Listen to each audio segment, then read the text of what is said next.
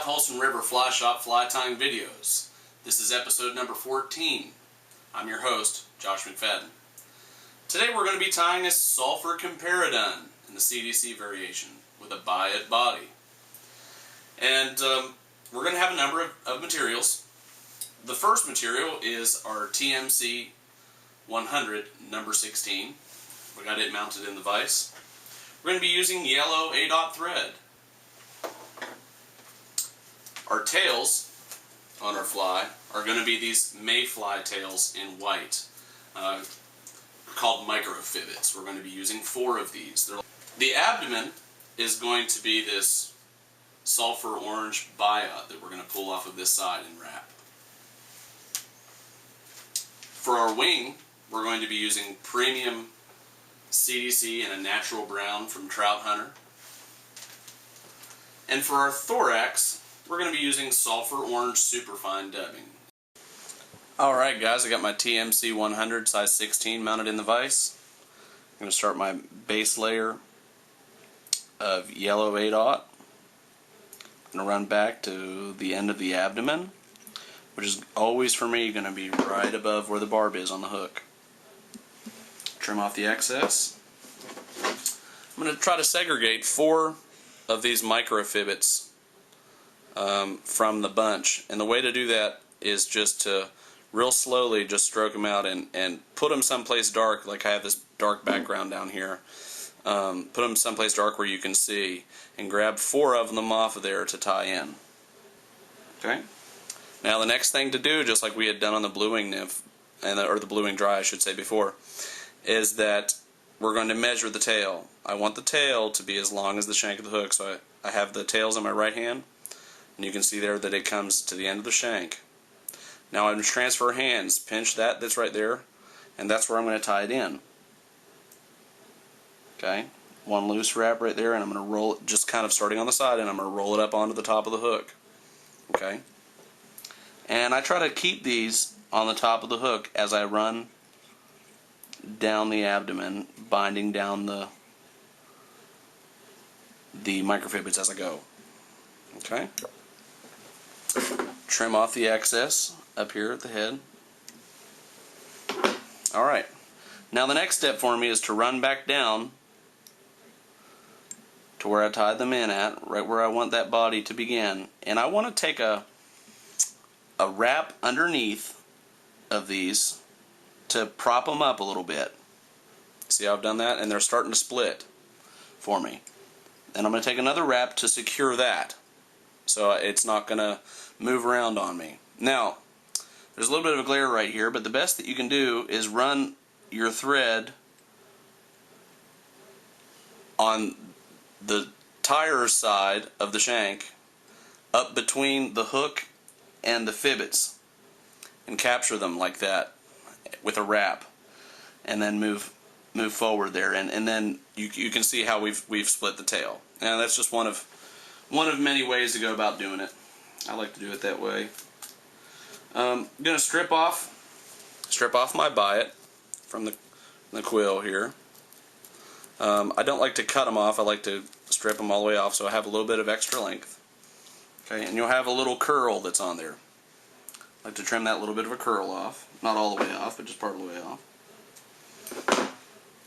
Okay, now I'm not sure that you'll be able to see on the biot, but I'm going to try to bring it into focus. There is a clear side that it's almost like see-through, and there's a side that has a little edge on it.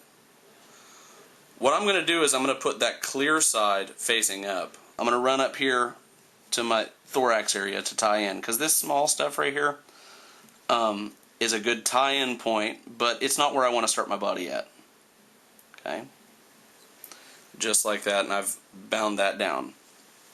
Now I'm going to come in here with a drop of Sally Hansen's Hard as Nails, or you could use super glue or tying cement or just something to go down.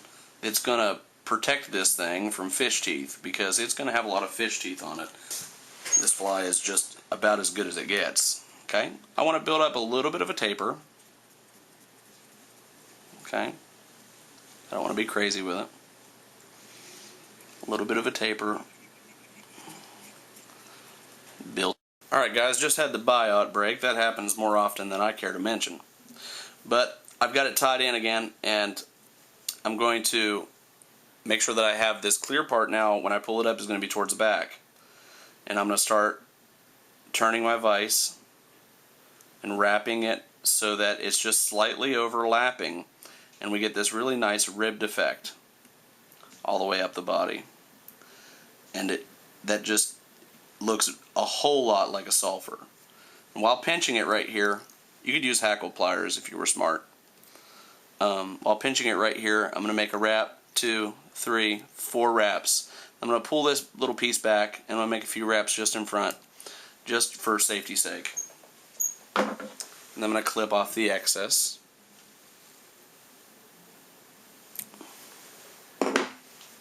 Okay.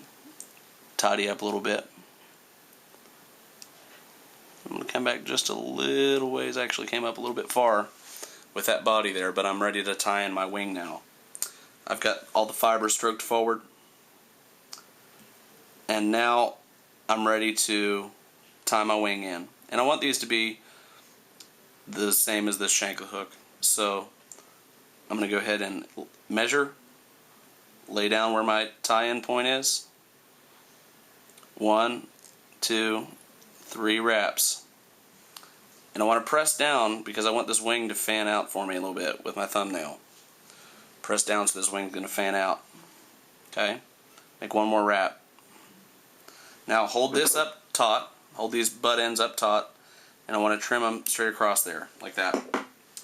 Okay? Now before I do anything else, I want to come in here and cover up those butts. Just with a few wraps. And the reason being that I'm kind of running the thread in between those butts a little bit. And that's keeping them from sliding out on me. I don't want them sliding out at this point in the game. Okay?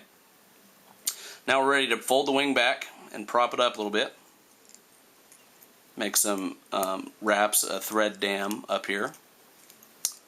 Some people would have you to tie this fly with the wing in first, and being that we're tying the using the Zap-A-Gap or the hard as nails on the underbody, I like to tie the wing in second after the biot, so that we're sure that it's going to be good and durable. Okay, so we're just propping this wing back.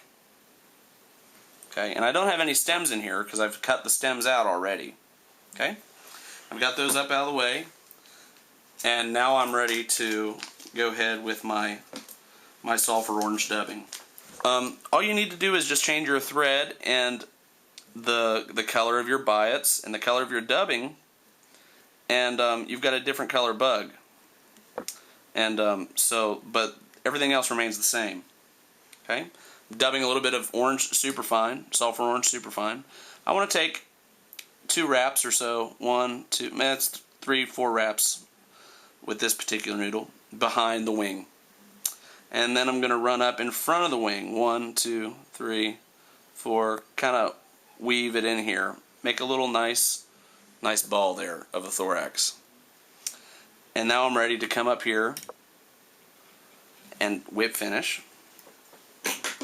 Now my wing looks a little long, and that's totally fine. I'm going to trim that up.